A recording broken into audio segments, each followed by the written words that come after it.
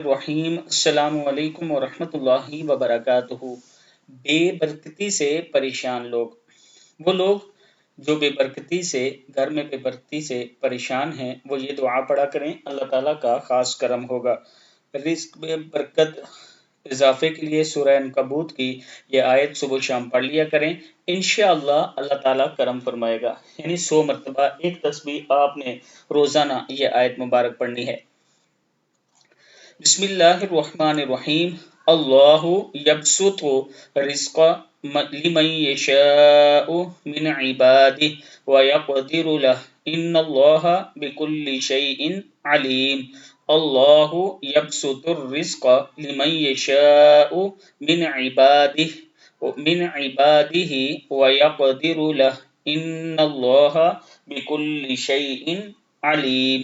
اللہ یبسط الرزق لمن یشاء من عبادہ